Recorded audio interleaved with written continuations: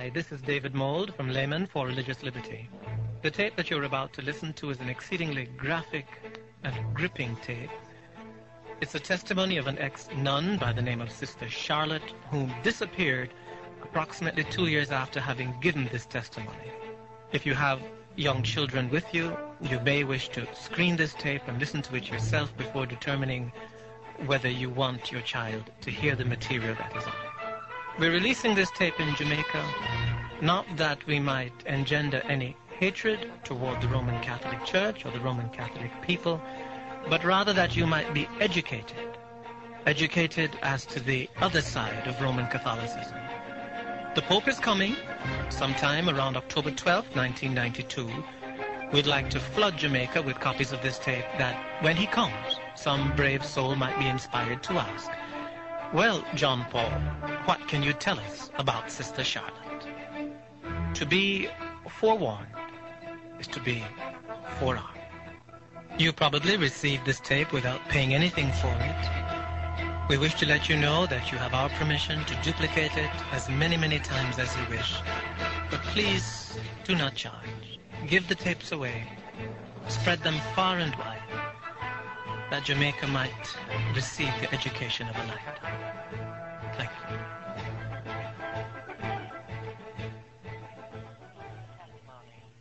First of all, I always like to tell folk I'm not giving this testimony because I have any ill feeling in my heart toward the Roman Catholic people. I couldn't be a Christian if I still had bitterness in my heart. God delivered me from all bitterness and strife and delivered me out of all of that one day and made himself real to me in the power of the Holy Spirit. And so when I give this testimony, I'm giving it because after God saved me, he delivered me out of the convent and out of bondage and darkness. The Lord laid the burden upon my heart to give this testimony that others might know what cloistered convents are. And so as you listen carefully this afternoon, I trust I'll not say one thing that will leave any feeling in your heart whatsoever that I don't carry a burden for the Roman Catholic people. I don't like the things they do.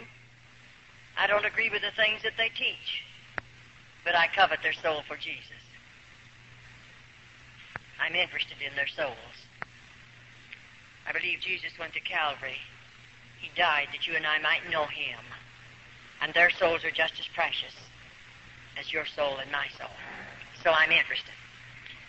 First of all, as we slip into this testimony, having been born in Roman Catholicism, not knowing anything else, not knowing the Word of God because we didn't have a Bible in our home, we had never heard anything about this wonderful plan of salvation.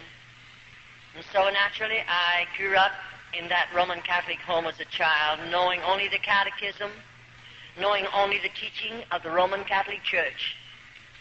And because I loved the Lord, and because I wanted to do something for him, I wanted to give him my life, I didn't know of any other way for a Roman Catholic girl to give her life to God other than entering a convent.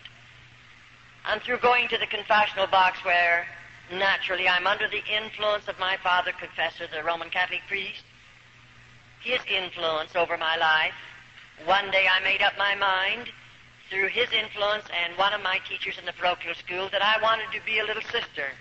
At that time I thought of being a sister of the open order. But as I went on into this, up until the time I took my white veil, 16 and a half years of age, everything was beautiful. I really didn't have any fear in my heart whatsoever. Everything was taught to me was seemingly along the line that I had been taught in the church before I entered a convent. And so one day, after making up my mind to enter a convent, I remember that particular day, two of the sisters came home with me from school. They were my teachers.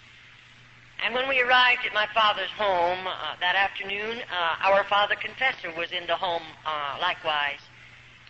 I often say when I was a little girl, children were seen and not heard.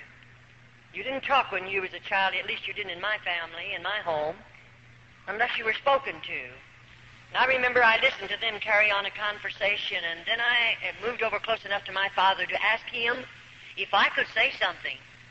That was a bit out of the ordinary, and he permitted me to talk. And I said, Dad, I want to go into a convent. And I'll tell you, that priest took it up quickly. It had already been influencing me. And my father broke down and began to cry, not because he's sad, but he's very happy. My mother came over and took me in her arms, and she too wept tears. She was very happy.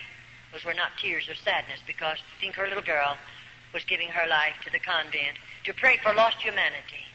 And naturally, my family were very thrilled about it, and I was too.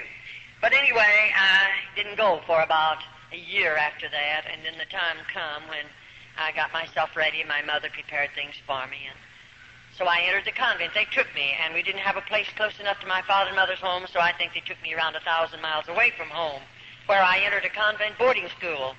I liked about 3 months being 13 years of age, just a little girl. I look back on it now and think, my, homesick, I was so homesick. Why, my mother and daddy, they stayed 3 days with me, and when they left, I became so homesick naturally. Why shouldn't I? Just a baby away from home. And when I was a little girl, you know, I had never spent a night away from my mother, and I surely had never gone any place without my family. And naturally, there was a close tie in our family, and I was very lonely and very homesick.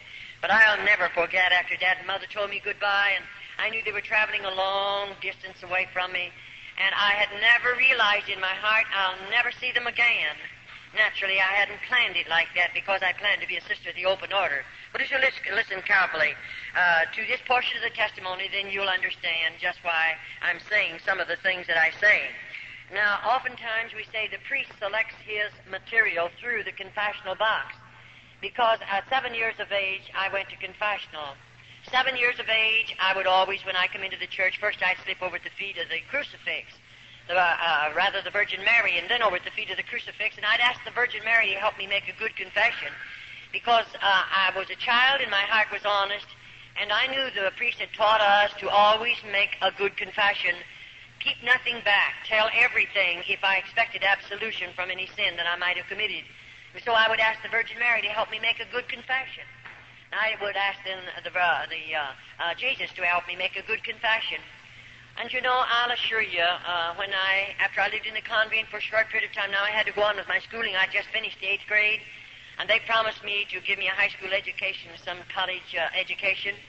But I didn't get much college. I got mostly just high school training, and they gave that to me all right. I took it under some terrible difficulties and strains and all of that, and it was rather difficult. But they gave it to me, for which I appreciate very, very much. But I'll assure you, after they put me through the crucial training that we must go through to become just a little novitiate entering a convent, the training is really, it's outstanding as far as a nun is concerned, and you know what it's all about after you've been in there for a little while. So now I've entered the convent, and for just a few minutes we want to tell you just a little bit how we live, what we eat, how we sleep. If I take you into the convent and tell you those things, you'll understand a little bit more about my testimony. First, as I entered the convent as this small child, I went on to school, but I was being trained. But the day came, possibly I was 14 and a half, when the Mother Superior began to tell me about the white veil. And I didn't know too much about it, but taking the white veil, they told me that I would become the spouse or the bride of Jesus Christ. There would be a ceremony, and I would be dressed in a wedding garment. And on this particular morning, they told me at 9 o'clock, they would dress me up in a wedding garment. Now, you're wondering where that come from and how they get the wedding clothes for the little nuns. The Mother Superior sits down and writes a letter to my father and tells him how much money she wants.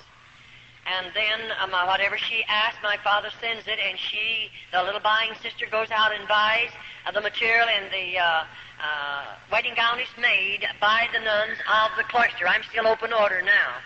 And, of course, whatever she asks, now you say, did you spend all the money for the wedding gown? Well, of course, we don't know these things in the very beginning of our testimony, but after we live in a convent for a little while, we learn to know they could ask my father for $100, and he'd send it. And not that they wouldn't use maybe a third of that for the wedding garment, but they would keep the rest of it. And my father would never know the difference, neither did I, until I lived in the convent for a period of time, and I had to make some of the wedding clothes, and then I knew the value of them and what they cost, and I knew of the money that came in because I was one of the older nuns. Well, all right, the time came, of course, when I walked down that aisle, and I was dressed in a wedding garment. Now, you know, in the convent, I used to walk the 14 stations of the cross, the 14 steps that Jesus carried the cross to Calvary. But after I had made up my mind to take the white veil, never again did I walk. I wanted to be worthy. I wanted to be holy enough to become the spouse or the bride of Jesus Christ. And so I would get out on my knees and crawl the 14 stations. It's quite a distance. But I crawled them every Friday morning. I felt it would make me holier. I felt it would draw me closer to God. It would make me worthy of the step that I was going to take, and that's what I wanted more than anything in the world. I would like to impress on your hearts, every little girl that enters the convent that I know anything about, that child has a desire to live for God. That child has a desire to give her heart, mind, and soul to God. Now, many people make this remark, and we hear it from various types of folk who say only bad women go into convents. That isn't true. There are movie stars who go into convents, and they've lived out in the world. No doubt they are sinners and all of that. But they go in when they're women. They know what they're doing. And they go in only because the Roman Catholic Church is going to receive not only thousands, but yea, it'll run up into the millions of dollars. And they don't mind who they take in if they can get a lot of money out of that individual. But the ordinary little girl that goes in as a child, she's just a child, and she goes in there with a heart and mind and soul just as clean as any child could be. I say that because sometimes we hear a lot of things that are really not true.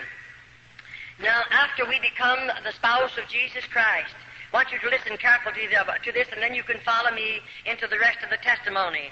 We are now looked upon as married women. We are looked upon as married women. We are the spouse or the bride of Jesus Christ. Now, the priest teaches every little girl that will take the white veil, they'll become the bride of Christ. He teaches her to believe that her family will be saved. It doesn't make any difference how many banks they rob, how many stores they rob. It doesn't make any difference how they drink and smoke and carouse and live out in this sinful world and do all the things that sinners do. It doesn't make a bit of difference. Still, our family will be saved if we continue to live in the convent and give our life to the convent or to the church. We can rest assured that every member of our immediate family will be saved.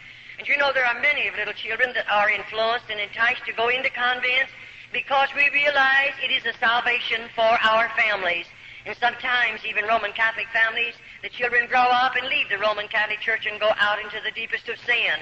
And so every little girl that enters a convent is hoping by her sacrificing so much, home and loved ones, mother and daddy, everything that a child loves, her family will be saved regardless of what sins they commit. And of course we're children and our minds are immature and we don't know any better. And it's so easy to instill things like this into the hearts and minds of little children. And the priest is he's really good at it. And of course we look upon our priest, our father confessor, I looked upon him as God. He's the only God I knew anything about. And to me, he was infallible. I didn't think he could sin. I didn't think that he would lie. I didn't think that he ever made a mistake. I looked upon him as the holiest of holy because I didn't know of God, but I did know the Roman Catholic priest. And to me, I looked to him for everything that I asked of God, so to speak. I believed the priest could give it to me. And so the day comes when all of us. Now, as we're going in, I want you to listen carefully. After taking the white veil, things are beautiful. I'm 16 and a half years of age. Everyone's good to me. And I'm living in the convent, and I haven't seen anything yet because no little girl, we're not subject to a Roman Catholic priest until we're 21 years of age. And as we give you this next vow, then you'll understand that we don't know about this. This is kept from the little sisters until we've taken our black veil, and then it's too late. I don't carry the keys to those double doors, and there's no way for me to come out. The priest will tell all over the whole United States and other countries that sisters or nuns, rather, can walk out of convents when they want to. I spent 22 years there. I did everything there was to do to get out.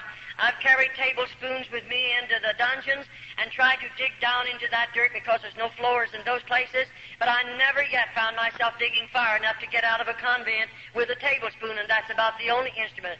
Because when we're using the spade, and we do have to do hard, heavy work, when we use a spade, we're being guarded, we're being watched by two older nuns, and they're going to report on us, and I'll assure you, you're not going to try to dig out with a spade, and you wouldn't get very far anyway, because they made those convents or built those convents so little nuns cannot escape. That was their purpose in building them as they build them. And there's no way for us to get out unless God makes a way, but I believe God's making a way for numbers of little girls after they come out of the convents.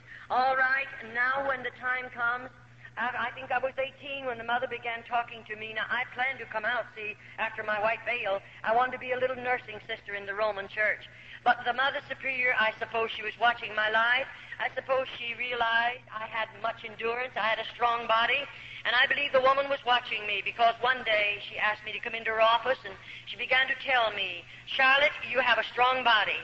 And she said, I believe you have the possibilities of making a good nun, a cloister nun. I believe you're the type that would be willing to give up home, give up mother and daddy, give up everything you love out in the world, so to speak, and hide yourself away behind convent doors. Because I believe you're the kind who would hide back there and be willing to sacrifice and live in crucial poverty that you might pray for lost humanity. She said, I believe you're the kind to be willing to suffer because we are taught to believe as nuns that as we suffer, our loved ones and your loved ones that are already in a priest purgatory will be delivered from purgatory sooner because of our suffering.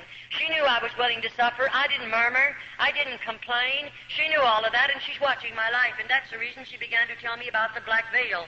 And then, of course, I didn't know too much about a cloistered nun. I didn't know their life. I didn't know how they live. I didn't know what they'd done. But, this woman proceeded to tell me. Now, I hear a lot of people try to tell me in the various places that we travel and go. I hear a lot of Roman Catholics try to tell me I've been in so many cloisters. I know all about them. But a Roman Catholic can lie to you, and they don't have to go to confession and tell the priest about the lie that they told because they're lying to protect their faith. They can tell any lie they want to protect their faith and never go to the confessional box and tell the priest about it. They can do more than that. They can steal up to $40, and they don't have to tell the priest about it. They don't have to say one word about it in the confessional box. They are taught that. Every Roman Catholic knows it, and every Roman Catholic would be horrified to know how many of them steal up to that amount. And many of them lie. We've dealt with them. I've dealt with hundreds and hundreds of them. I've seen a good many of them fall in at the altar and cry out to God to save them. And before they're saved, they look into my face and hold my hand and lie to me. But after God gets a hold of their heart, then they want to make right what they've told me because they realize they've lied about it. But as long as they're Roman Catholic, they're permitted to lie, and it's the saddest thing, and you can't expect them to know God because God does not condone sin. I don't care who you are, but I don't believe God condones sin, and I don't believe He's going to condone it in the Roman Catholic people, even though they're being misled and they're being blinded and led in the ways that's going to lead them into a devil's hell. I believe that with all of my heart because I've lived in a convent and know something about how those people live and what they do. Now the day comes. She told me, Charlotte, you'll have to be willing to spill your blood as Jesus shed His upon Calvary. She said you'll have to be willing to do penance, heavy penance. She said you'll have to be willing to live in crucial poverty. Now already I'm living in a bit of poverty, but I thought that was going to make me holier and draw me closer to God, and it would make me a better nun, and so I'm willing to live in that poverty. And then on this particular morning, she told me what I would be wearing. She said you'll spend 9 hours in a casket, and she explained a number of things to me. That's the most I knew about it, and I didn't find that out until I'd taken my white veil. And so on this particular morning, I'm 21 years of age, but 60 days previous to my being 21 years of age, I'm going to sign some papers that they placed in front of me, and those papers are this. I'm going to sign away every bit of inheritance that I might have received from my family after their death. Of course, I signed that over to the Roman Catholic Church. And oftentimes, I say the Roman Catholic priests are enticing girls, not only their background, and not only their strong bodies, their strong minds and strong wills, but he's enticing girls where mothers and fathers have much property, and they are comfortably fixed to the material things of this life. Why? Because when that child enters the convent, they're going to get a portion of her money, of her father's money. And I often say, even salvation in the Roman Catholic Church is going to cost you plenty of money, more than you know anything about. And so they don't mind commercializing off of that child and the inheritance that would have come to her. And so on this particular morning, I told the Mother Spirit, give me a little while to think it over. She didn't make me do it. No one did. But I thought it over for a couple of years, and then one day I told her, I think I'm going to hide away behind the convent doors because I believed I could give more time to God.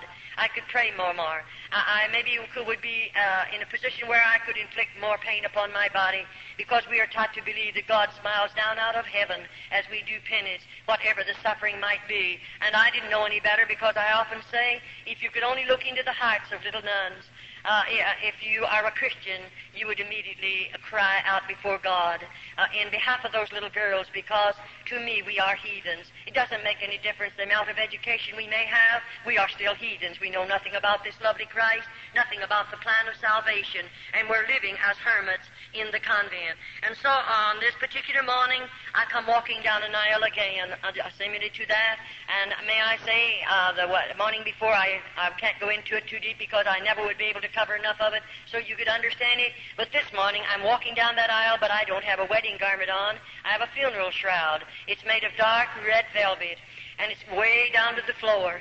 And I'm walking down that aisle. Now, I know what I'm going to do. The casket is all ready made by the nuns of the cloister, very rough boards, and it's sitting right out here. And I know when I come down there that I'll step in that casket and lay my body down, and I'm going to spend 9 hours in there. And 2 little nuns will come and cover me up with a heavy black cloth we call a heavy drape mortelle. And you know, it's so heavily incensed that I feel like I'll smother to death, and I have to stay there. Now I know when I come out of that casket, I'll never leave the convent again. I know I'll never see my mother and father again. I'll never go home again. I'll always live behind convent doors, and when I die, my body will be buried there. They told me that, so I knew it even before I done it. It's a great price to pay, and then to find out that convents are not religious orders as we were taught and as we were trained. It's quite a disappointment to a young girl that's given her life to God and willing to give up so much and sacrifice so much. I'll assure you it was a disappointment. And so after I spent those nights, you say, what you do while you lay in that casket? What do you think I did? I spilled every tear in my body. I remembered every lovely thing my mother done for me. I remembered her voice. I remembered the gathering around the table. I remembered the times when she would pray with us. I remember the things that she said to me. I remembered what a marvelous cook she was. Everything as a little girl growing up in that home, I remembered it, laying in that casket, knowing I'll never hear her voice again. I'll never see her face again. I'll never put my feet under her table again, enjoy her good cooking. I knew all that. And so maybe for 4 hours I spilled all the tears in my body because it was so hard. And I knew I'd get homesick. I knew I'd want to see her someday, but I gave it all up. What for? For the love of God. I thought I didn't know any better. And I'll assure you those were 9 long hours. And then I seemingly got a hold of myself, and I thought, dear Charlotte, now you're going to make the best Carmelite nun, because everything I've ever done, even that I'm out of the convent, I do give my best. I try to give everything that I have in regardless what I might do. And so I did in the convent. I gave the best that I have. And I wanted to be the best nun that I could possibly be. And the Mother Superior knew that, and don't worry, the priest knew all about it too. Now I realize after I walk out of that casket or to come out of it, they're going to take me like this. Over here and right back here is a room. We call it the Mother Superior's room. Now, I've never been in that particular room, so I don't know what she has in there. But you know, when I walk in there this time, the Mother Superior sits me down in a straight-back, hard-bottom chair. And immediately then I'm going to take 3 vows of poverty, chastity, and obedience. And you know, as I take those vows, she opens a little place in the lobe of my ear and takes out a portion of blood, because I must sign every vow in my own blood. And after that happens, then I'm going to take the vow of poverty. Now, when I sign that vow, I sign it thus, and I'm willing to live in crucial poverty the balance of my life as long as I live. And what that poverty is like, of course, we don't know. And then my next vow, I'm going to vow of chastity. And you know, this vow, of course, you know what it means. I'm taught to believe that I'm married to Jesus Christ. I am his bride. I'll always remain a virgin. I'll never legally marry again in this world, because I have become the spouse of the bride of Jesus Christ. After the bishop married me to Christ, he placed the ring on my finger, and that meant I'm sealed to Christ. I'm married to him, and I accepted it because I didn't know any better. And now here I am, taking a vow that I would always remain a virgin because I'm the bride of Christ. And I want you to listen carefully. And then, of course, my last vow of obedience. Now, when we sign that vow, I'll assure you already, I know what obedience means. I'm living in a convent. And there they demand absolute obedience. You don't get by with anything, not even for 2 minutes. I mean, you don't get by with it. You have to realize what obedience means, and they demand it, and you learn to know it, and you're much wiser the more quickly you learn it and you obey it, and you give them absolute obedience. All right, now, what does it mean to assign vows like this? Let me tell you this. It means more than you folk will ever know, because most people that I know anything about, they know very little about obedience. Oh, in a sense, yes, but you'll never know what a little nun knows about obedience. I'll assure you that one thing, unless you live in the convent. All right, that particular vow, when I signed it into my own blood, it done something to me, because after I've signed those vows, do you realize that I've signed away everything I have, my human rights? I have become a mechanical human being now. I can't sit down until they tell me to. I don't dare to get up until they tell me to. I can't lie down until they tell me to, and neither do I dare to get up. I cannot eat until they tell me to. And what I see, I don't see. What I hear, I don't hear. What I feel, I don't feel. I've become a mechanical human being, but you're not aware of that until you have signed all these vows. Then you realize, here I am, a mechanical human being, and of course I belong to Rome now. I'll assure you that right now. All right, we become, after this particular vows, we become forgotten women of the convent. In just a short while, you'll understand what I'm talking about. Now, immediately after I've taken those vows, then the Mother Superior is going to take away from me my name, and give me the name of a patron saint.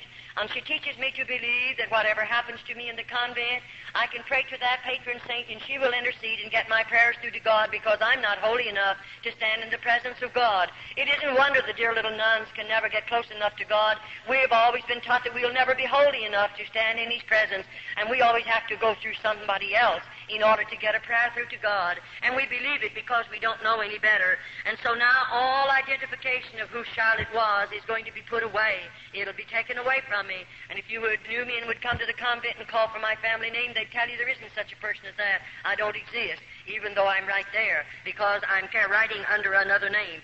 Now the Mother Superior is going to cut every bit of hair off of my head, and when she cuts it with a scissors, she puts the clippers on it.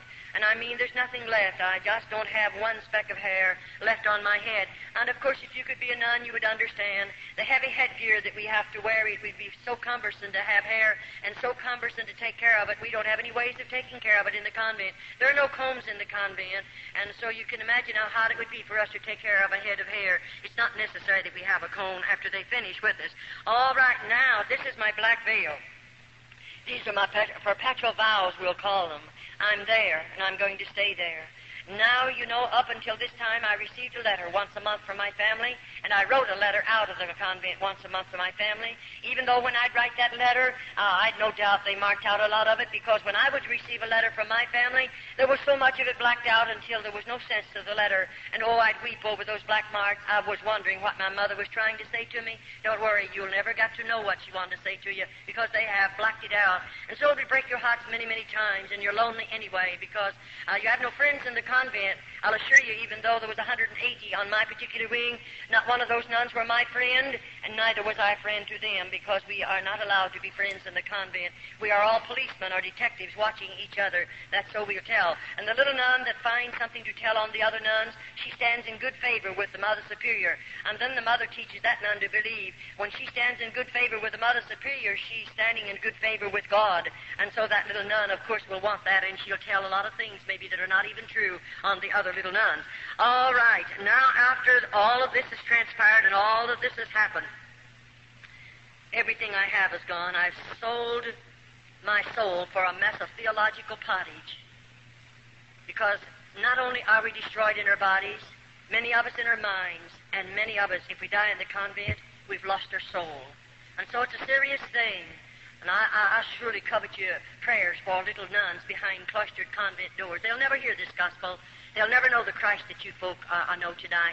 They'll never pray to Him as you people pray to Him. They'll never feel His blessings as you people feel them. And so put them on your heart and pray for them. They surely need much prayer. All right, now, as I walk into that room and all of this is transpiring, now bless your hearts, I don't know what's going to be in the next room. After this is transpired and I've taken the vows that I will always remain a virgin, I'll never legally marry in this world because I'm the spouse of Christ. And then after this, the Mother Superior leads me out into another room, or rather she opens the door, and I'm to be sent into that room. And when I walk out in that room, I see something I have never seen before. I see a Roman Catholic priest dressed in a holy habit, and he walks over to me and locks his arm in my arm, which he had never done in the first part of my convent life. I never had a priest to insult me in any way. I never had one of them to be even unkind to me in the first part of my convent experience. But here he is now, and of course I didn't understand what it was all about. And I didn't know what in the world the man really expected of me. And you know, I pulled from him because I felt highly insulted. And I pulled from him and I said, "Shame on you." And it made him very angry for a minute. And he said, immediately, the Mother Superior must have heard my voice because she came out immediately. And she said, "Oh," and they called me by my church name. She said, "After you've been in the convent a little while, you won't feel this way. The rest of us felt the same way you do. And you know, the priest's body is sanctified. And therefore, it is not a sin for us to give the priest our bodies." In other words, they teach every little nun this. As the Holy Ghost placed the germ in Mary's womb, and Jesus Christ was born, so the priest is the Holy Ghost, and therefore it isn't a sin for us to bear his children. And let me tell you, that's what they come to the convent for. No other purpose in all of this world do priests come into the convent but to rob those precious little girls of their virtue. And I'll assure you, we'll be telling you a little later in the testimony just what they really do after they come in under those particular deals. But may I say, now every bridge has been burned out from under me. There's no way back. I can't get out of the convent even though I pled. Oh, how I pled with that priest. Send for my father. I want to go home. I don't want to go any farther. And let me tell you, that's when you stand alone and you don't know who to turn to, and you're a victim of circumstances, and you'll live in the convent because there is no other way to get out of the convent. And I'll assure you, I stayed in the convent until God made a way for me to come out. And so after all of this, now my mail will stop. I'll never receive another bit of mail from my family. Never another letter. I belong to the Pope. I belong to Rome. And then after all of this, the Mother Superior, after taking these particular vows, and the priestess invited me to go to the bridal chamber. You say, "Did you go?" No, definitely not. I didn't enter the convent to be a bad woman. It would have been much easier to stay out of the convent to be a bad woman. You wouldn't go into the convent and live in the poverty we live in and to suffer as we suffer to be a bad woman. No girl would do that. And it would have been much easier to stay out of the convent if I wanted to be a bad woman. But I went there to give my life and heart to God, and that was the only purpose I had in going there. And here this priest is, and of course I didn't go to the bridal chamber with him. I had a strong body then. One of us would have been wounded because I would have fought until the last drop of blood. And you know, it made them very, very angry, I'll assure you. But I didn't go to the bridal chamber with him. But now I'm going to have to go to penance the next morning. And of course this will be a heavier penance because of what I've done already. And when the Mother Superior says we're going to do penance the next morning, I'm going to be initiated as a Carmelite nun. And I remember when she walked me down into that particular place, it was a dark room. I remember I lived above on the first floor until my black veil. After the black veil, they take me one story under the ground. And I lived from there on until God delivered me under the ground. I didn't live in the top part of this buildings at all. But you know, as we walked into this room, it's dark and it's very cold. And when we walked in, we came from back there somewhere. We come walking toward the front, and I walked along beside the Mother Superior. And when I got near the front, I saw those little candles burning. Anywhere in the convent, you'll find the 7 candles burning. And when I came a little closer, I saw the candles, but I couldn't see anything else. And I wondered, what's she going to do to me? That's the thing in our hearts, and we can't get away from it because we have fear. And when I come a little closer, I saw something lying on a board there. And you know, when I came real close, then I realized, here's a little nun lying on that board. I'll call it a cooling board because it was that. And just as long as her body, and there she was, and when I could see where the candles flickered down on her face, I realized that child is dead. And oh, I wanted so much to say, how did she die? Why is she here? How long do you keep her here? But you remember, I signed away every human right. And so I can't say one word, but I stood looking.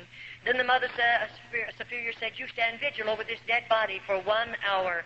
And at the end of the hour, a little bell is tapped, and another nun will come to relieve me. And may I say, I was advised every so many minutes, I have to walk out in the front of that little body and sprinkle holy water and ashes over the body and say, peace be unto you. And I did exactly what they told me to do. Oh, it was a terrible feeling. I'm not afraid of the dead. It's the live people we have to be very cautious about. And I wasn't afraid of that little dead nun, but oh, my heart ached for her. And, after the bell tapped and I realized my hour's gone, the nun who comes to relieve us comes back here somewhere. And of course, we walk on our tiptoes. No noise is made in the convent. And when they don't speak, they just touch you. And, of course, my being down there with that little dead nun, and I was full of fear, when that girl laid a hand on my shoulder, I let out a scream, a horrible scream, from fear, just fear. And, I didn't mean to do it. I didn't break that rule on purpose, but I was scared.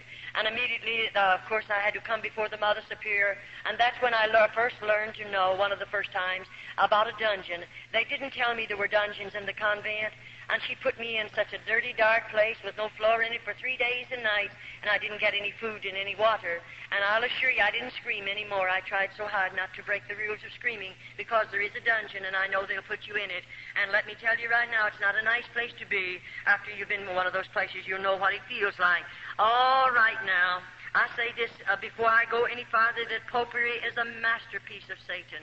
I said it's a masterpiece of Satan, with its lying wonders and his traditions and his deception. It's a terrible thing when you know about it. And so as I come down into this room, and she took me, let me look at this little girl, and that particular, if we call it a penance, is over. Now, the very next morning, she said again to me, Charlotte, you're going to do penance. Not the next morning, it was 3 days after, because I spent 3 days and nights in the dungeon.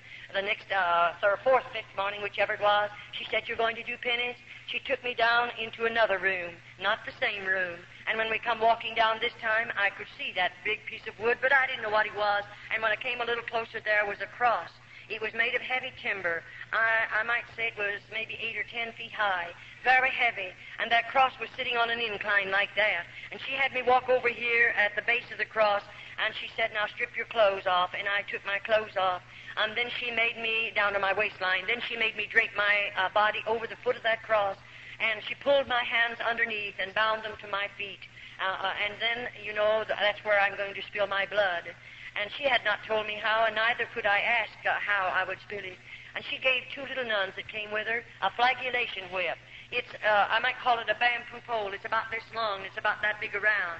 And it has 6 straps on it about this long. And on the end of either of those straps, there's a cross piece of sharp metal. And those little nuns, either was given one of these whips.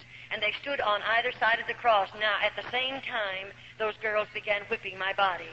And I mean, when that metal hit my body, it would break the hide, of course.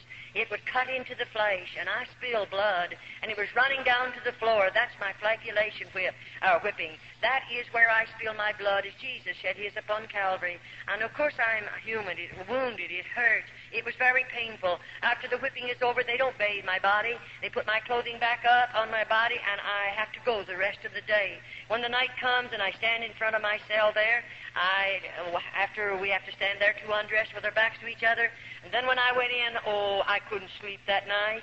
I just wasn't a bit sleepy, because I couldn't take off all my clothes. They had dried in those wounds, and it was terrible. I didn't take them off for several nights. And I'll assure you, when I came before my food, I didn't want my cup of black coffee. In the morning, we get a cup of black coffee. They serve it to 10 cup, and we can have no milk or no sugar of any type in it. And we have 1 slice of bread. That's made by the nuns of the cloister. They weigh it. It weighs 4 ounces. That's all I get for breakfast. And then, of course, in the evening, I get a bowl of soup, and that's fresh vegetables cooked together. There's no seasoning in the soup whatsoever. And a half a slice of bread, and 3 times a week they give me a half a glass of skim milk. That consists of my food 365 days in the year. And I began losing weight very rapidly, I'll assure you, because I didn't have enough food to eat. I don't know the day that I went to bed without a hungry stomach. Sometimes it would be so hungry I couldn't sleep. The pain was gnawing. You can't hardly stand it. And you're only going to get that 1 slice of bread the next morning. That doesn't fill you up. And, of course, we have to work hard all day long. And I'll assure you, those little nuns, as I covet your prayers for them, they need your prayers in more ways than one, because you'll go to bed with a full stomach tonight. And you're very comfortable right now, but I'll assure you there's not one of them that's comfortable. They're hungry, and they're sick, and they're wounded, and they're hurt, and they're heartsick and homesick, and discouraged, and worst of all, seemingly they have no hope. No hope. You and I are looking forward to the day when we're going to see Jesus. They have no hope whatsoever, and I surely hope you don't forget to pray for them. All right, that was terrible, I'll assure you. And then in a few mornings after this, the Mother Spirit is taking me back for another initiation. And when I go into the penance chamber this morning, we come from a place up here, and we're going to walk back along like that, clear to the back. And you know, it was quite a ways back there, and I went through part of it's a tunnel, and then I come out into a room, and I'll walk through that room, and when I get way back there, I see those candles burning, and I see something else. There's ropes hanging down from the ceiling, and oh, I'm so scared. I wonder what the ropes are for, and what's she going to do? After these two penances, you began to have a lot of fear in your heart. And so I can't say anything, and I walk back there, and you know, I saw the ropes then real plain, what they're doing hanging down from that ceiling. Then she tells me, you go over there against the wall, about that close from the wall, and I have to stand sideways like this. Then she asked me to put up both of my thumbs, and I did. And then she pulled one rope down, and there's a metal band fastened securely, and she fastens that around the joint of my thumb. Then the other one comes down and fastens around this thumb. And there I'm standing like this, facing the wall, and then, you know, she comes over here to the end, and there's whatever you want to call it, she starts winding. And I start moving, and she's taking me right up in the air. And, you know, when she gets me so just my toes are on the floor, just on my tiptoes, she fastens it. And there I hang, and all the weight of my body is on my thumbs and on my toes. Not a word is said. No one speaks a word. And she walks out of that room and locks the door. If you know what it means to hear a key locking a door and know that I'm strung up there like that, you'll never know unless you're a nun. And when that woman walked out, I didn't know how long I'll stay there, how long that woman will leave me there. And you know, they didn't come to give me food. They brought me no water. And I thought, is this it? Am I going to die back here just like this? And within a few hours, you can imagine, I'm still a human being. My muscles began to scream out with the pain. I was suffering. And that woman let me hang, and nobody come near. And what good would it do for me to cry? You can spill every tear in your body. Nobody will hear you. There's no one there to care how many tears you spill. And so I just hung there. And finally, I began I felt like I couldn't stand it. I'll surely die if they don't come and get me quickly. And I felt as if I was beginning to swell. I don't know how long went by. And she opened the door one morning, and she had something for me to eat. And the water was in a pan, and it was potatoes, and those potatoes were not good to eat. They were in a pan. And there's a shelf over there on the wall that she can adjust to the height of the nun. And, you know, she pulls it up. Now, I'm not against the wall. I'm about this far from it. But to get that food, she puts it there and said, this is your food. And she walks out. Now, how am I going to get it? She didn't let my hands down. But this is what you'll learn. And you'll struggle to get it. I'm hungry. I mean, I'm so thirsty, I feel like I'm going mad. And to get it, I discovered that this hand goes high and this one will come down a little bit. And that'll keep right on going higher. As I lean, I have to reach higher with this one. This one will automatically let down. And to get that water and that food, I mean, I had to get it like the dogs and cats. And I lapped as much of it as I could because I'm so thirsty. And get those potatoes, I tried as hard as I could because I'm hungry.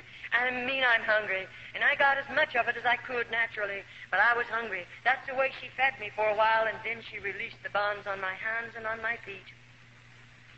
And I tell you, then I shouldn't have said on my feet. She didn't release the bonds. She let me hang there for 9 days and 9 nights. I'm almost got it mixed up with one of the other penances that I want to give to you. I hung 9 days and 9 nights in this position.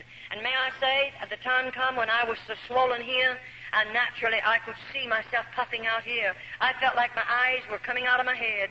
I felt like my arms, what part I could see of them right there, they were 2 or 3 sizes, their normal size. I felt like I was that way all over my body, and I was like a boil. I was in real suffering.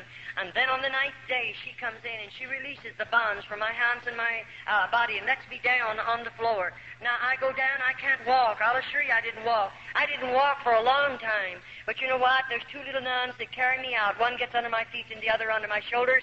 And they carry me in the infirmary and lay me on a slab of wood. And there they cut the clothing from my body. And let me tell you right now, nobody but God will ever know. I'm covered with vermin and filth. Why? I'm hanging there in my own human filth. There are no toilet facilities. Right behind me is a stool. They have running water in it, and the lid is down, and they have sharp nails driven through that lid. If I break my ropes and fall on that, I would suffer terribly.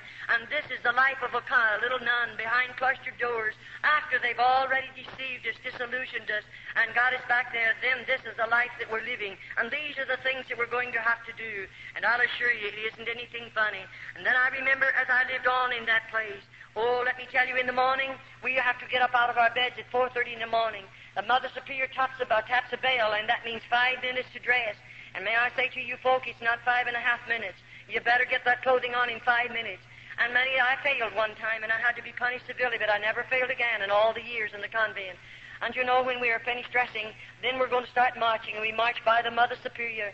And that Mother Superior is going to appoint us to an office duty every morning. It might be scrubbing, it might be ironing, it might be washing, it might be doing some hard work, but I have to work 1 hour. Then we'll go in and gather around the table, and we'll find setting in front of us our tin cup full of coffee and our slice of bread. And then, of course, we have hard work to do. We have, I think there was 12 tubs in the convent that I lived in, and we wash on the old-fashioned washboard. We have the old sad iron that you heat on the stove. And you know, it wouldn't be so bad if we just had our own clothing in the convent, but the priests bring great bundles of clothing and put them in there because they can get them done for nothing, and we have to do that clothing on top of it. We work very, very hard, and they're not able to work because they don't have enough food to keep body, mind, and soul together. And those little girls are living under these particular circumstances. Well, I say we're women without a country, and I mean just exactly what I say, women without a country. Now we belong to the Pope. Anything they want to inflict upon my body, they can do it. And all the howling I do, if I should howl, it wouldn't make any difference because nobody's going to hear me. And they have no idea that I'll ever leave the convent. The plan is I'll die there and be buried there. Now you say, Charlotte, can you go into the convents? Any one of you folk can go into an open order convent, or a closed convent, into the speak room. And there is an outside chapel that you can walk into, of any that I know anything about. But you know, you just go in there and wander around to have some place to go, because you might meet something you're not expecting. If you go in there, you go prepared to take food to some little girl that's in there, and be sure that you know who you're taking it to.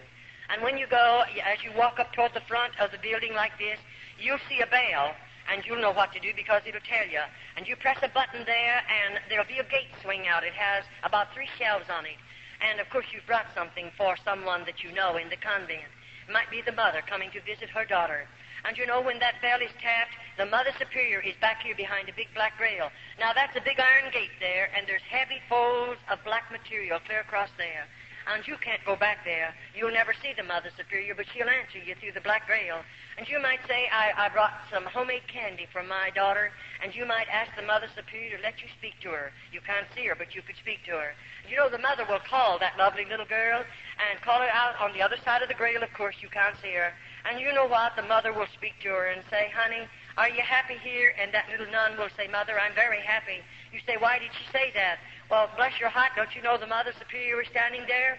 And if we didn't say that after our mother is gone, then only God knows what the Mother Superior will do to the little nun. And so we must lie to our mother.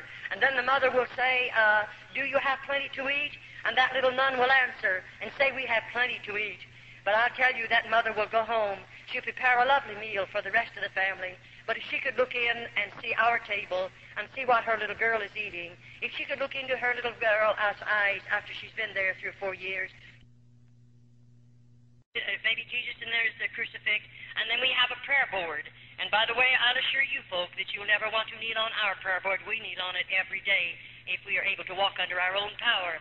It is a board about this height from the ground, and there are 2 leading up like this one, and this one is about that wide. I'm going to drop my knees down on it, and there's sharp wires coming up through that board, and then this one up here I prostrate my arms on, there's going to be sharp wires. After all, I told you we were going to suffer. We were going to do penance, and this is a part of my suffering. And as I kneel on that prayer board, I'm praying for lost humanity, and I'm believing as I suffer that my grandmother will be released from a priest's purgatory sooner because of my suffering, and I'll kneel there longer sometimes. Oh, it's terrible, but we don't know any better, so we do that because that's all that little nun does know, and we believe it. And there we are, and we are locked in our cells. Every night the key is turned in those doors. We can't get up and come out of there. And then more than that, 7 minutes of 12. We go to bed at 9:30, the lights are out. 7 minutes of 12, there's 2 little nuns appointed to unlock every door. Every little nun again gets on her feet, dresses in full dress, goes into the inner chapel, and there we again pray 1 hour for lost humanity. We don't get very much sleep, that's why, and we don't have enough food, and we work hard, and we suffer much. That's why our bodies are so broken. That's why we seemingly don't have enough strength to carry on after we live there. But I'd like to say this to you as I go, before I go any farther. Now, I did those various things. We are taught to believe that as we spill our own blood, now we must do this. As I whip my body, if I torment it or torture it in any way, that I spill blood, I'm taught to believe that I'll have 100 less days to spend in purgatory. Now, you know, we have no hope. Those little nuns don't look forward to anything. You may think they do, but we don't. Why? After you live in a convent 10 years, I began to realize the Virgin Mary is just a piece of metal. She's a statue. I began to realize St. Peter is just a statue.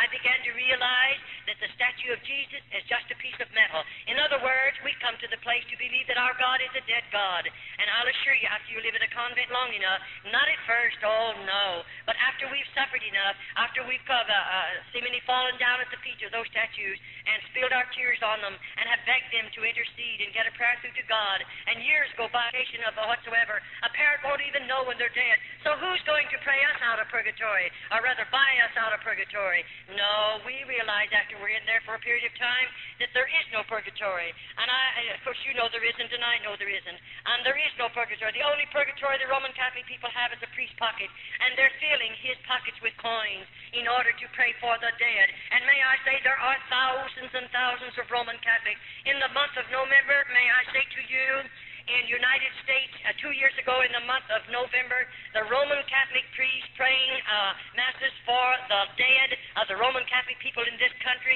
in 1 month collected $22 million for masses said for dead Roman Catholics. That's just a little idea, or sample of what's going on in this country. And still there are thousands of mothers that will work their fingers to the bone to go over there and give the priest another $5 to say a mass for a loved one that's in a purgatory, because that mother believes there is a purgatory.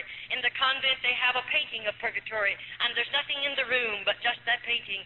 And you know, every Friday we have to walk around that painting. And when we walk around it, I wish you could look at the little nuns' faces.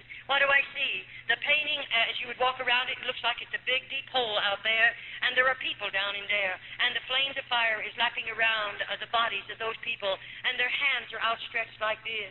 And the mother will say to the little nun, you better go and put another penance on your body.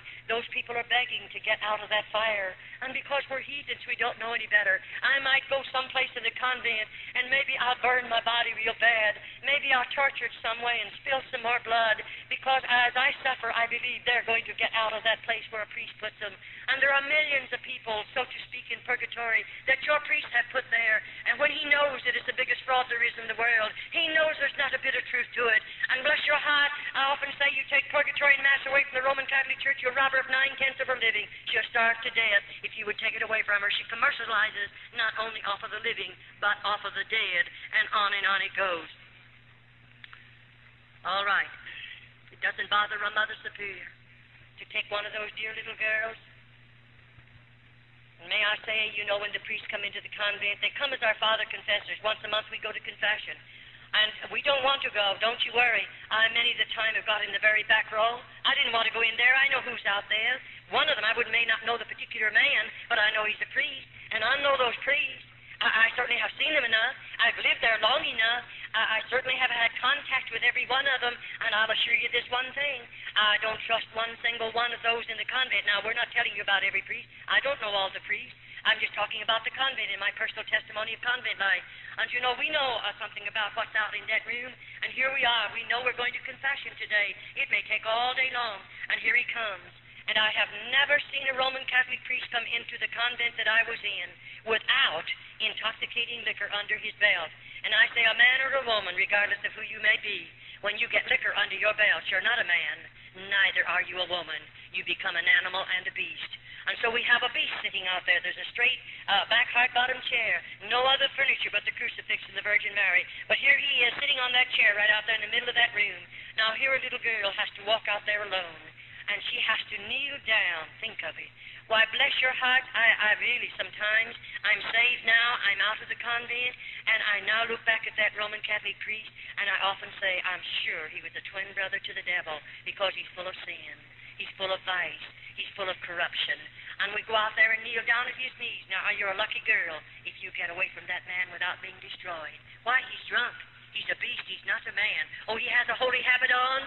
He's an ordained Roman Catholic priest. And so I'll assure you, we don't like to go to confession, but we must go once a month.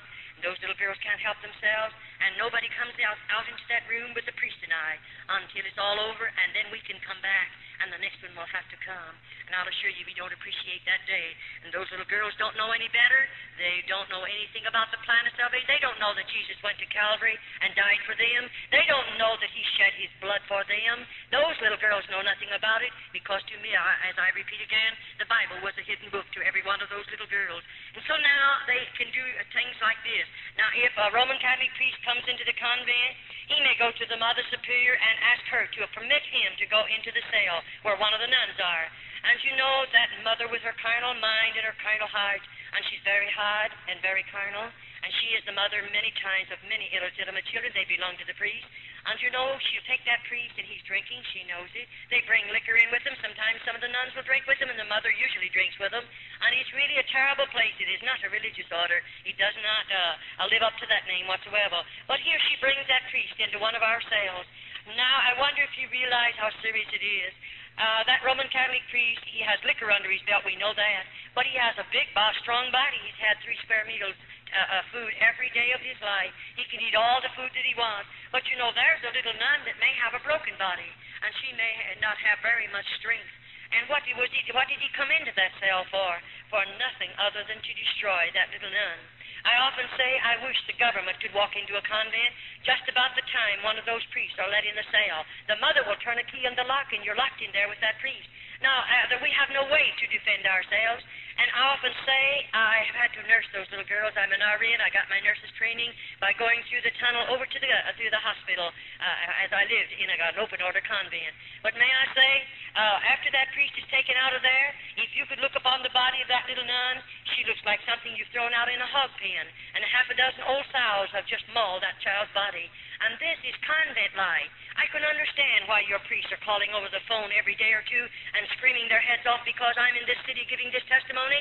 But may I say to you, I don't mind if they continue to scream. I don't mind what they do. I'm not one bit afraid of them. I'll continue to give this testimony. As long as God gives me strength, I'll be giving this testimony regardless of your priests or your bishops in this country. I know what I'm doing. I know what I'm saying, and I'm not afraid of anybody in all of this world. I'm a child of God, and I believe God won't let anybody put a hand on me until my work is finished. And then I often say, I don't care what you do to my body after I leave this body. I'm sure I don't mind. And so I will continue to give the testimony regardless of what your priests think about it, because I think God saved me to pull the cover off of convents. I believe he saved me to uncloak those places that are riding under the cloak of religion. I believe that with all of my heart. I'll assure you I do. Now, if I refuse to give my body, you know we're just supposed to give our bodies voluntarily to those priests. Many times the nuns are overpowered. But if I refuse to give my body voluntarily to them, then you know he becomes very angry, and he goes immediately to the Mother Superior. Then when 2 carnal minds come together, they can invent things that you and we don't have enough evil in our heart to invent things like that. We don't have enough sin in our lives to even think of such terrible things. And when those 2 carnal minds come together, the next time, I want you to know they're all ready. Now, the Mother Superior might say to me in a day or two, we're going to do penance. Now, the penance that they'll inflict on me is something that the Mother Superior and the priest has invented, and it can be very, very cruel. They might take me down into one of the dirty dungeons, and there's no floors in those places. And you know, they have a place down there. There are rods about 3 feet long. They have a burrow down into cement, and at the top of it, there's a ring about this big, sticking out of the ground. They have some leather straps fastened there. And when they take me down there, they put my foot, either foot through those rings, and then they strap my ankle securely. Now, I'm standing with my feet in those rings. All right, they're going out of there. They're going to leave me locked up in that place by myself, and it's a dirty place. Well, I might stand there for 2 or 3 hours if I have strength enough in my body. Well, what do you think's going to happen to me then? I can't stand any longer. Sometimes we faint. Sometimes we just become exhausted and we go down. But when I go down, he flips my ankles over like that, and I can't do anything about it. I don't have what it takes for me to get up. I may have to lie in that position for 2 or 3 days, and no one will come near. They won't give me a bite of food. They won't bring me 1 drop of water. But I must stay there. And the next thing you feel is the bugs crawling over my body and the mice running over me, and I still have to stay there. I can understand why they don't want me to uncover. They don't want the world to know these things are going on. No priest in this country wants it. And if he doesn't want the world to know it, then they better be pretty careful that nobody ever gets out of a convent after they spent a few years back back there. But may I say again to you, my God, He is greater than all the outside forces. My God can reach His hand over into those convents, this country, any other country, and make a way for a girl to come out, and He won't have to ask the bishop to help him. He won't have to ask the priest to help him. But God can make a way for us to come out. I'll assure you that. Well, on it goes. Then sometimes the priests come and they get angry at us because we refuse to sin with them voluntarily. And you know, after all, the nuns' bodies are broken after we're there a while. And many the time, to have him strike you in the mouth is a terrible thing. I've had my front teeth knocked out. I know what it's all about. And then we'll get you down on the floor and then kick you in the stomach. Many of those precious little girls have babies under their heart. And it doesn't bother a priest to kick you in the stomach with a baby under your heart. He doesn't mind. The baby's going to be killed anyway because those babies are born in the convent. Why wouldn't babies be born when you run places like this under the cloak of religion? The world thinks it's religious orders. And there are babies born in there. And most of the babies are premature. Many of them are abnormal. Very seldom do we ever see a normal baby. You say, Sister Charlotte, do you dare to say that? I most definitely do dare to say this, and I intend to keep on saying it. Why? I've delivered those babies with these hands, and what I've seen with my eyes and I've done with my hands, I just challenge the whole world to say it isn't true. And the only way they can ever prove it isn't true, they'll have to open, if they ever serve a summons on me and call me into court, I'll assure you this one thing: convents are coming open, and then the world is going to know what convents really are, and they'll have to open them to vindicate my testimony, because I know what I'll do if they ever serve a summons on me. I've been before the highest laws we have in the United States. I know what I'm doing. I know what I can say, and I'm not one bit afraid to say it, because I've been a part of this. I've been connected with this system 22 years behind convent doors, and it is a terrible thing. When that dear little nun, looking forward to that day when her precious baby will be born. Most of you, dear mothers, oh, you have everything ready. The beautiful nursery, all the baby's beautiful clothes are made. Everything is lovely. You're looking forward to that precious little immortal soul that's going to be born into your home. And everything is ready. And oh, I wish you could see that little nun. She's not looking forward to that. There won't ever be a blanket around his body. They'll never bathe that baby's body. But he can only live 4 or 5 hours. And then the Mother Superior will take that baby, put her fingers in its nostril and cover its mouth and snuff its little life out. And why did they build the lime pits in the convent? What is the reason for building them if it isn't to kill the babies? And that baby will be taken into the lime pit, and chemical and lime is put over its body, and that's the end of babies. Oh, when I think about it. That's why I try to challenge people. Pray. If you know how to pray, you know how to contact God, pray and ask God to deliver the girls from behind convent doors. In other words, pray that God will make a way for every convent in the United States to be opened and let the government go in. And when the government goes in, you won't have to worry. The convents will be open, the nuns will be taken out, and they'll be closed up, just as they opened the convents in Old Mexico in 1934. There are no convents in Old Mexico. Every cluster, it is open, and they found all of the corruption back there, the lime pits. If any of you are taking a vacation, go over into Old Mexico. The government owns them. They're public museums. And go through the convents. Look with your own eyes. Touch with your own hands. And then come home and see if you believe my testimony. It'll stir every bit of red blood in your veins. I mean, it'll do something to you that nothing else has ever been able to do. Go through them and look at them. Go into the dungeons. Go into the tunnels. Go through the lime pit. Look at the stalls, rooms of stalls over there. And then ask the guides of where they come from. And go and see all of the devices of torture they placed upon the bodies of the little nuns. Go into their cells and look at their beds and see for yourself. Oh, yes, you can go. It'll cost you 25 cents to go through each one of them. You look at those things and see them for yourself, and then come home, and maybe it'll give you a greater burden to pray for little girls that have been enticed behind convent doors by the hierarchy of the Roman Catholic Church. I wonder how you would feel if this was your child. And remember, I have a mother and daddy, or had one, and they love me just as much as you love your children. And when they let me go into the convent, I'm sure my mother and daddy didn't expect these things to happen because they didn't know. They never dreamed a convent was like this. But you know, I wonder how you'd feel if you could walk in someday and out there in this particular room. That floor is built for this purpose. There's a petition right out there, and there's just a little thing they can touch. It automatically opens. And you know, there's a deep hole underneath that floor. And this little nun has done something. I can't tell you what she's done, because I wasn't there when she done it. But she's done something, and to them it's very serious. And when they bring her to this particular place. Her little hands and feet are going to be bound securely. They're going to drop her in that horrible, horrible pit. and then they're going to put the boards back down. No one will ever know. Oh, there's plenty of chemical and lime down there. But you know, they don't do that. 6 little nuns have to walk around that hole. We'll chant as we walk around that hole. We don't want any evil spirits to come out into the convent, so we sprinkle holy water over that hole. Then we may walk for 6 hours, and then they'll appoint 6 more nuns. And on it goes until we hear the last moan, and that's the end of the little nun they place down there. No, she'll never be delivered from the convent. But does it bother you to know that that little nun will die and be lost? Does that bother you? It bothers me, because I didn't know Jesus. I couldn't tell her about God. I didn't know him myself. But it bothers me very, very much. But God won't hold me accountable. Her blood will not be on my hands because I didn't know the Lord, and I couldn't tell her about it. And so on it goes. Then I wonder how you like to see it. Here we are, a body of those little nuns. On this particular morning, the Mother Superior might say this. We're all going to be lined up here, and I don't know what she's lining me up for. And then, you know, there might be 10 of us, there might be 15 of us, and then she'll tell us all to strip. And we have to take every stitch of our clothing off. We're certainly not anything beautiful to look at. Our eyes are back in our head, our cheeks are falling in, our bodies are wasted. God only knows what we look like because I never saw myself in 22 years. I didn't know I had gray hair. I didn't know I had lines in my face. I didn't know how old I was. I only found that out about 6 years ago. You know nothing about what you look like. And here we are lined up. And here comes 2 or 3 Roman Catholic priests with liquor under their belt. And there they're going to march in front of those nude girls and choose the girl they want to take to the cell with them. These are convents, cloistered convents, not open orders. The priest can do anything he wants to and hide behind the cloak of religion. Then that same Roman Catholic priest will go back into the Roman Catholic churches, and there he'll say Mass. And there he'll go into the confessional box and make those poor people believe he can give them absolution from their sins. When he's full of sin, when he's full of corruption and vice, still he acts as their God. What a terrible thing it is. And on it goes, well, I live there.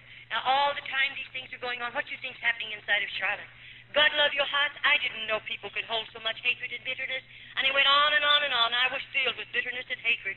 And I mean, it continued to build. I began in my heart to think, when I can get the Mother Superior in a certain place, I'll kill her. Isn't it awful to get murder in our hearts?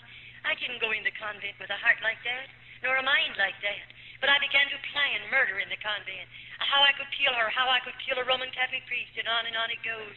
And oh, I tell you, every time she did fix something awful on my body that I'd have to suffer so terribly, when I could think sensibly again, then I would begin to plan, how could I kill that woman? And on it goes. Well, after all, you can't help it. For instance, I wonder how you would feel. The Mother Superior, here she is, and she's going to sit me down in a chair. And you know, that chair is straight back, hard bottom, and I don't have any hair. She's going to take everything off my head. And you know, she's going to put my hands like this. They'll be out here in stalks. And I'm going to have to bend my head over like that in order to put the stalks across my neck. And I'm fastened securely. And over my head there is a faucet of water. And you know, there's a faucet of water just above my head, and my head's over. Now that mother's going to turn that water on, just a drop, and the drop will just come about this fast. It'll hit me right there on the back of my head. And you know, I can't move either way. I sat there 1 hour, 2 hours, 3 hours, 4 hours. What do you think's going on? I'm sitting there. I can't move. I'd do everything to get away from that drop of water in the same spot on my head. Why, God love your heart, if you could look in. You'd see us frothing at the mouth. You'd see those little girls. They're trying so hard to move, to get away from that water. And they let us stay there sometimes 10 hours, all day long. Many, many times a little nun cracks up completely. She goes stark raving mad under this particular penance. What in the world do they do with her? I tell you in a few minutes. Don't you worry. They have a place for us after we go mad in the convent. They take care of us. They have places for their little nuns. There's places built down there for us. Well, on it goes. Well, you know, these things went on and went on and went on. I think it was terrible. But, you know, I began to plan and plan and plan. After she's done something like that to me, it's terrible. One day, the Mother Superior took violently ill. You say, who would take her place? There are about 3, sometimes they have 4 older nuns, and they always pick the one that's hard, the one that seemingly is carnal, that one that has no conscience, to be a Mother Superior, and she works under this one. One day, if something happens to the main Mother Superior, another one will take her place, and on it goes. But you know, this particular day, they sent word to me. The Mother Superior, I was to come into her room. She's very sick. And quicker than lightning, I began to think, if I got in that Mother Superior's room, I know what I'll do. You know, after all, I'm a sinner. I'm a nun, but I'm a sinner. And I don't know God. And I have a lot of hatred in my heart. And I walk in that room. They have called in an outside Roman Catholic doctor. She's a very sick woman. And he has left all orders. And they left the medicine and everything. Now, I'm supposed to take care of her. And that was wonderful. I do take care of her. All day long, I did what they told me to do, what I'm supposed to do. And those particular tablets, I knew what they were, and I knew what they would do and what she was taking them for. But anyway, all day long, I gave her her medicine. I done everything I'm supposed to. All evening long. Why? I want to be sure what I'm doing. What I do, I have to be careful. And you know, I waited until 1 o'clock in the morning. Why? Because every night, those little nuns have to be gotten out of bed and go chant from 12 to 1, 7 minutes to 12 to 1. I thought I'll wait till all the nuns go back to bed, then I'm going to do something. And bless your hearts, after they were all back in their beds, I'll tell you what I did. I took 5 or 6 of those tablets. I was only supposed to take one in a half a glass of water ever so often and give it to her. But because of the type they were and what the type of tablet was, I knew what it would do.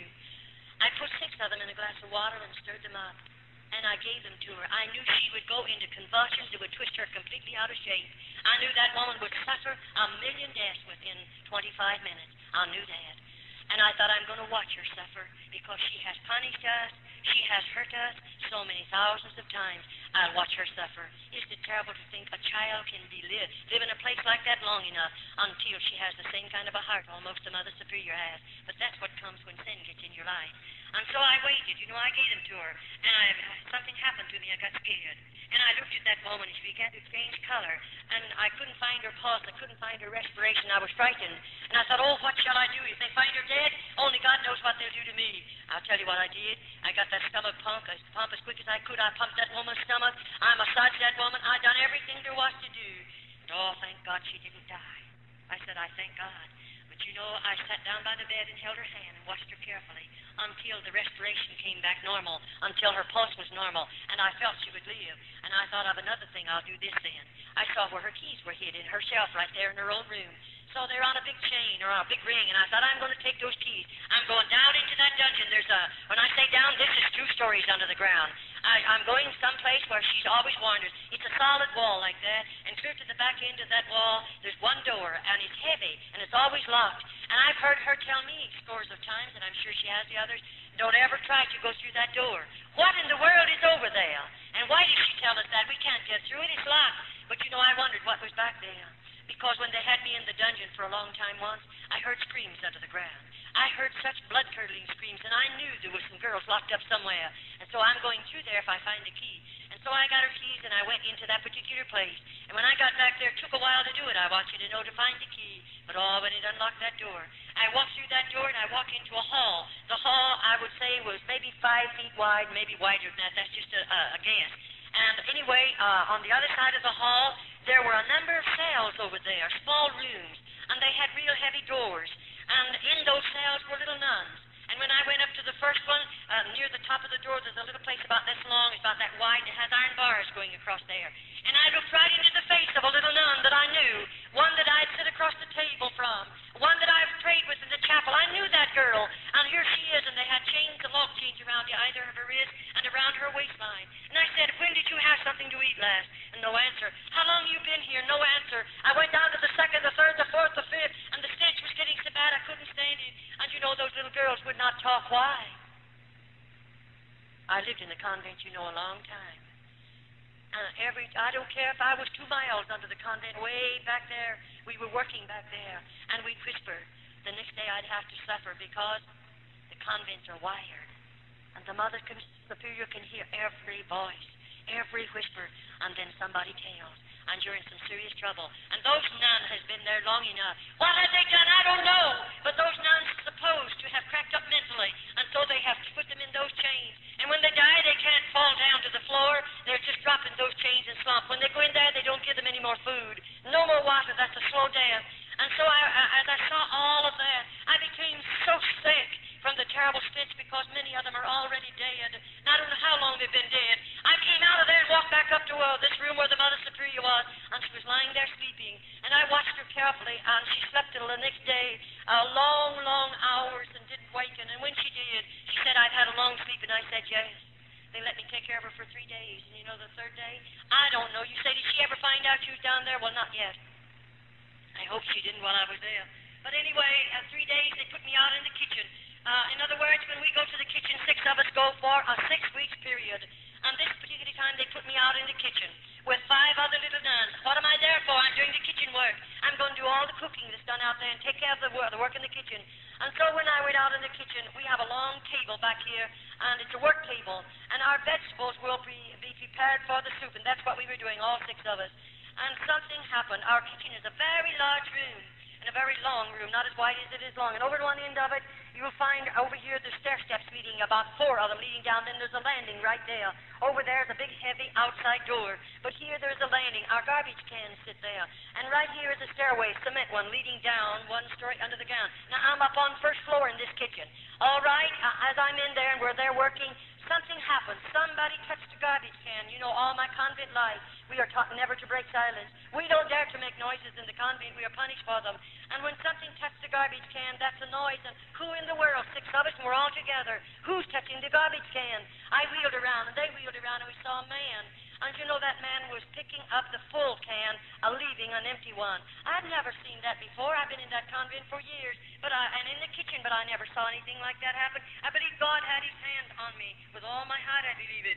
And you say, what happened? Well, we turned around quickly because to us it's a mortal sin to look upon a man other than a Roman Catholic priest. And I mean, we turned around quick and went to our work.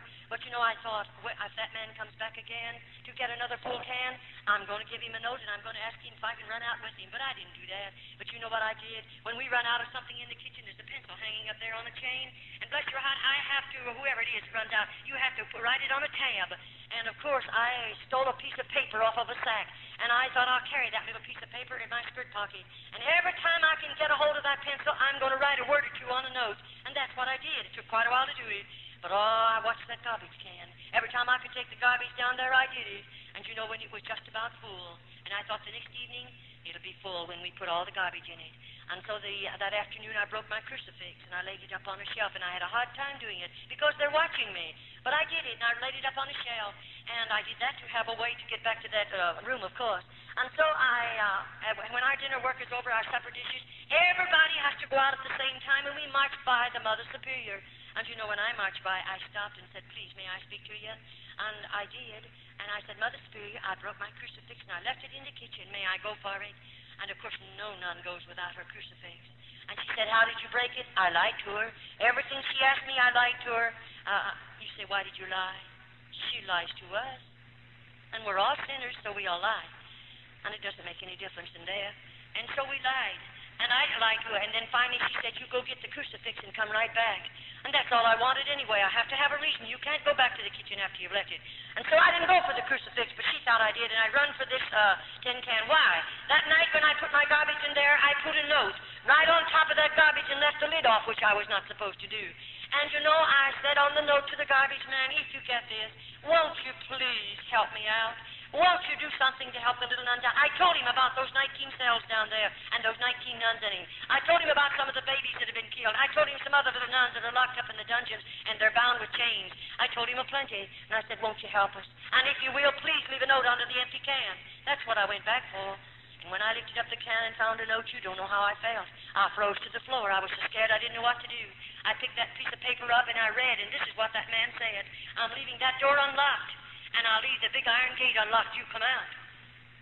Oh, let me tell you, that's almost more than you'd ever. Why, I never dreamed I'd get out of a convent. I never thought of ever getting out. I wanted out, but you say, oh yes, when I could collect myself. I reached over and turned the knob, and you know it was good unopened. I walked out of that convent, and I slammed it to. I was sure the lock was on it. And I got out to the big iron gate, but oh, he had me trapped.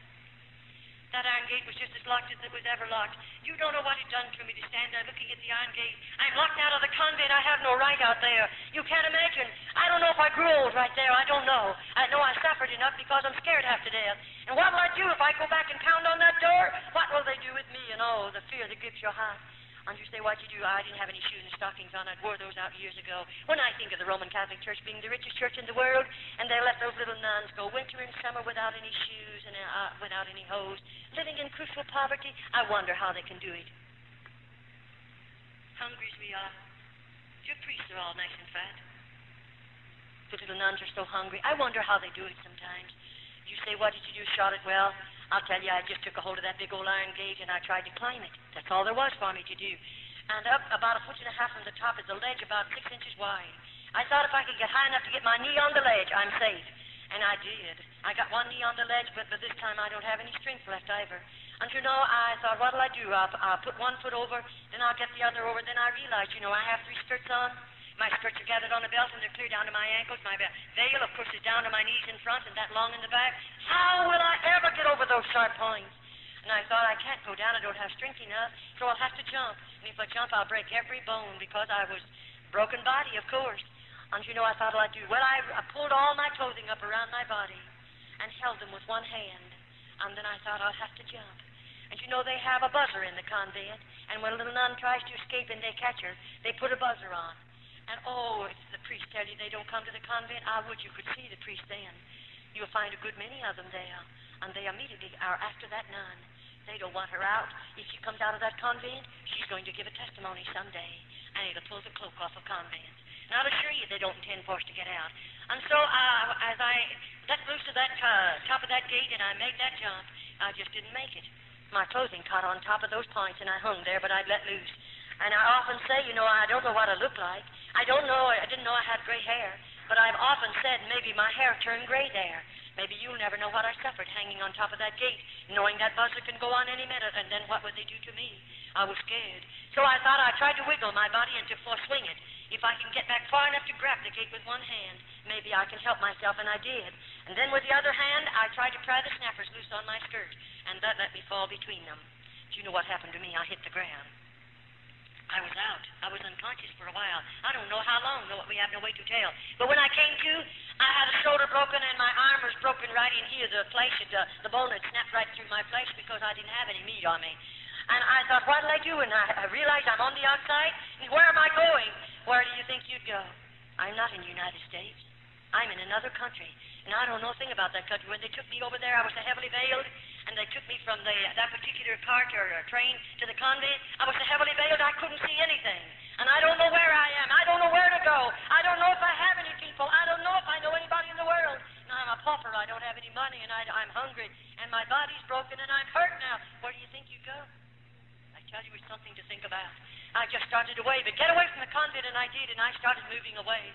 And all the leaves were falling, and they made so much noise, and I was scared, and I kept on moving. And finally, dark overtook me, or rather, there's no twilight in that part of the country. It just drops off into darkness. And, I saw this little building beside the road, and I thought I'll crawl in. It was a doghouse or maybe a chicken coop or something, but it's dirty, and I crawled in there because I was shaking and scared. And I laid in there for a little while to get a hold of myself, and then I thought I'll have to travel. It's dark, and it's safer for me. So I got out and traveled that night, and the next day I hid behind pieces of boards and tin that was piled up against an old building, and all day long imagine hiding in that hot place. And hungry as I was, with broken bones, do you realize what it was all about? No, you'll never know. But I do. And then, when night came again, I have to go, because I'm going to get away from the convent. I'm afraid to rap on somebody's door. Remember, I'm scared. I don't know. I might rap on a Roman Catholic's door. They will immediately notify the priest and I'll be taken back to the convent. And I'd rather they kill me than take me back. And so I didn't. But I went on and on and on. And then the next day I hid out in an old straw stack. And then that afternoon on the third day, I was scared then because this arm was swollen as tight as it could swell. And I was having to carry it in the other hand. And all my fingers began to turn blue, and I realized gangrene poisoning setting in. And nobody to do anything for you. And I realized I'm going to die just like a rat beside the road. That's a terrible feeling. And I thought, what'll I do? I'll just get out and go a little sooner. Maybe I'll have to rap on somebody's door. And that's what I did. And I remember as I walked, I don't know how far, I saw this lamp. It was an old-fashioned lamp burning. Very poor house, no paint on it. And I knew those were poor people. So I walked up to the screen door and I rapped on it. And a tall man came to the door. He was rather old. And I said, please, may I have a drink of water? And that old man didn't answer me, but he walked back in the house and called his wife. And God bless her heart, she's like most old-fashioned mothers. She came to the door and she didn't say, who are you and what do you want? Thank God. There are a lot of good people in this world. That dear little woman just pushed that door open and said, won't you come in and sit down?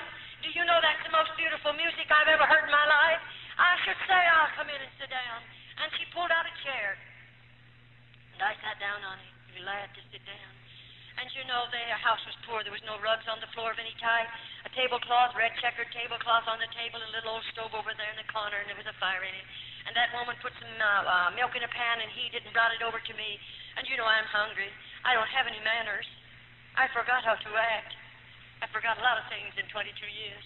And I grabbed that glass of milk all before she ever set it down, and I gobbled it down. I'm so hungry, I felt like I'm going stark mad. And I took it instantly, and the moment it touched my stomach, of course, I couldn't retain it. I lost it. I haven't had any whole milk in 22 years. You could understand why I couldn't take it. And she knew what to do. She went out in the kitchen, and she heated some water, or rather over to the stove and heated some water. And bless her heart, she put sugar in that water and brought it over to me. And she sat down and gave it to me from a spoon. I took every bit of it. Oh, it was good. It was nourishing. And then the daddy walked over by me and he said, now tell us who you are and where'd you come from. I began to cry. I was scared then. I said, I run away from the convent and I'm not going back. And he said, what happened to you? And my hand was laying upon the table.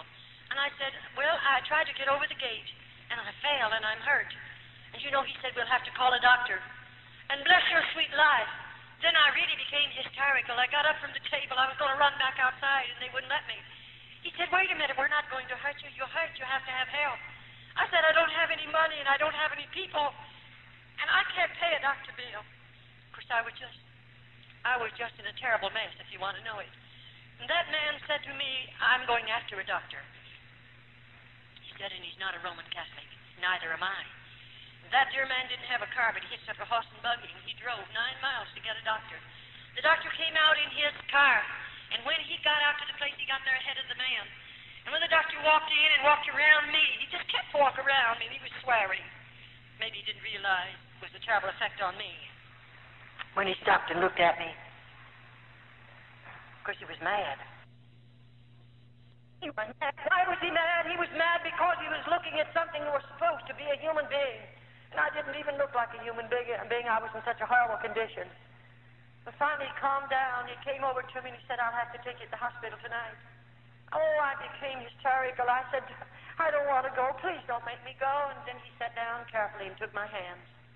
And he began to say, I'm not going to hurt you. You have to have help. And I want to help you. That doctor took me into the hospital that night, and that's where I learned how much I weighed. He weighed me, and I weighed exactly 89 pounds. I weigh 178 right now. And then, you know, they took me into surgery, and of course they tried to get the swelling and the inflammation out of my hand and arm, that they might do something for me. It took about 12, 13 days. And then, of course, they had it, but this time it started to knit, and they had it all to break over it again, put it in a cast. I did a lot of suffering. Well, you know, one day a way was made for me to be released from the hospital. Who did they release me to? I begged to go out to those old people to stay with them, and they let me go, because they'd been good to me, and I trusted them. And the doctor wanted to take me out to his home. I was in that hospital 3.5 months. And they took me out there, and I stayed for a period of time. And then one day, this same doctor, he wrote a letter, and you know what he sent in that letter? He sent a check. He told the people to go and buy me a suitcase and get me some clothing. He was coming for me on a certain day. He had told me, I'm going to find your people for me. You know, that doctor's a stranger to me. But oh, I thank God that he has men and women across this world, and those men and women are not so selfish that they won't use some of the money that God has allowed them to have to help that one that's less fortunate than they. He spent a lot of money on me. I was in that hospital 3.5 months, and I mean there was a lot of money spent on me, but he paid the bill. How I appreciate it. And you know that dear doctor, they took me, bought my clothing for me, and got my suitcase, and everything was ready, and the day came when he came, and you know that doctor took me to the train. And he put me on a train in care of somebody, of course. He had found my people for me. I was on buses and trains and boats for a long time, and one day, after that, he had gotten my visa to get back into the United States, and I was always in charge of somebody because they wouldn't trust me to travel alone because of having lived under the ground so long. And one day, they called the name of the town where I was, or where my mother and daddy lived. And you know, I knew where mother and daddy lived, and I got off of that train and run down to their home, 5 blocks from that depot, just a very small town. And when I rang the bell, my daddy come to the door, and you know, I looked at his face. I didn't know him. And because I didn't know him, I said, do you know where my father lives? And he said, who are you, and what's your name? And I said my name, and I didn't give him my church name. I gave him my family name. And that man looked at me, and of course it was his name, and he said, Hooky, is this you? My father didn't know me, of course. It was my dad. That dear old man opened the door then and invited me in, and I said, Dad, is Mother alive? Because I didn't know about her. And he took me back in to see her, and there she was. 7.5 years she'd laid there an invalid, a horrible, horrible invalid. And, of course, she didn't know me, and I didn't know her. Well, you know, that very night I took violently sick, and they put me back in another hospital for another 3 months. But my father paid all of those bills. He reimbursed the doctor and paid the doctor in another country and paid the old people. He reimbursed them all. All of that was wonderful. Then, you know, one day, after my body was strong enough, since I'm here in the United States, it took a long time, several years. I'm a nurse, and I took the examination to nurse. And you know what God did? He let a woman come into that particular hospital. It was a Roman Catholic hospital. This woman was a Church of God minister. She came in, and I thought, how strange. Just across the Mississippi River is 2 magnificent Protestant hospitals, and she lives in one of those cities. Right there, 3 cities joined together. And why in the world did she come over here to this Roman Catholic hospital? Why, I believe God had his hand on it all the time. You know, that woman who came in and the doctor said, I want you to dispatch her case, and I went into that room to prepare that woman for the operating table. And I heard her praying. And I want you to know I became that woman's private nurse, her special nurse. After she left the hospital, she went home, and I became her special nurse in the home. And that woman asked me if I wouldn't go to church with her. And you know, I lived in her home long enough to hear her pray. I lived in that home long enough to read the Bible to her because I am her nurse and I did what she told me to. I'd never read a Bible before in all of my life, and she'd have to find the scriptures and then I'd read them to her. And you know, as I read the Word of God, God began to get a hold of me. And finally she said, won't you go to church with me? And you know, I went to church with that woman. And I sat back there and heard a gospel for the first time in my life. And you know, I tell you, I went through 4 nights. And it was really beautiful. I've never heard anything like this. And all the time she was telling me about the plan of salvation and telling me about God and that I needed God and I needed to be saved. And, of course, I was believing her. Do you know what I'd do every night? I'd go home from church with that woman. I'd say, you go to bed, but let me go to the basement. I'd lay my Bible down on a chair, and there I'd challenge God. And I'd say, God, did you hear what the preacher said? Did you hear it, God? And then I would tell God everything that I could remember the preacher said. And I said, God, you heard every word, didn't you? Now, if you're God, and the Bible is the Word of God, and God, you're real, I want what those people have. But if you're not God and the Word of God is not your Word, then God, please don't give to me what those people have. Let me tell you, I challenge God. I put him to a test. God's not going to give you anything that's not of God. Don't you worry. And every night I continued to do that 4 or 5 nights, and I didn't eat either. I couldn't sleep, and I'd lost my appetite, and I was losing a lot of weight. It was terrific, but you know, one night I come back to church. And out of a clear blue sky, right in the middle of that man's service, I just got out of my seat. And with both hands up in the air, I come running right straight down an aisle like that. And I fell in at that altar and I cried out, my God, forgive me for all my sins. I was a sinner. I mean, God met me there. Praise his wonderful name. There's a pool of water on that floor. I was sorry for everything that I did in the convent. I stole potato peelings. I stole bread. I told lies. I called the Mother Superior names under my breath. And I want you to know God met me down there, and he forgave me of every sin there was in my life. And how I thank and praise him for it. Praise his wonderful name. God's been very good to me. Very good to me. A few nights previous to that, I went back to church. God filled me with the baptism of the Holy Ghost. May I say to you, God means more to me than all the material wealth you have in this city. I'd rather have Jesus than anything you might have, because I found him to be the best friend I've ever known. I can tell him anything I want to tell him, and he won't call you up and tell you what I told him. I can sit at his feet and tell him every day of my life, Jesus, I love you. Jesus, I love you. And every secret of my heart, I can pour out to him, and I don't worry about him calling you up and telling you what I told him. He's the best friend you ever had. He's able to save you. He's able to deliver you. He's able to loose you from the things of this world, set you free to know him. Praise his name. I have a wonderful God. I love him supremely. I'd rather have Jesus than anything that you might have. God is real in my life. Really wonderful. How God delivered me out of the convent. Pray for me. I need much prayer. I'll be going places where it's predominantly Roman Catholic. I'll have to suffer much. But I'm willing to suffer for Jesus, that I might tell someone about him and give my testimonies that other dear little girls might be spared from convent. So pray for me, won't you? God bless you. Well, what do you think? I told you at the beginning it would be a very, very gripping tape.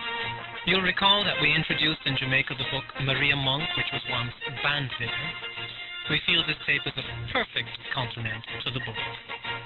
We've also introduced another volume, the New Illustrated Great Controversy, which is being sold right now in many, many bookstores across the island, including Sanstead's. We'd urge you to get a copy as quickly as you can. You probably received this tape without paying anything for it. We'd like to let you know that you have our permission to duplicate this tape and to distribute it as far and as wide as you choose. Freely we have received, freely we give it to you. May God bless you.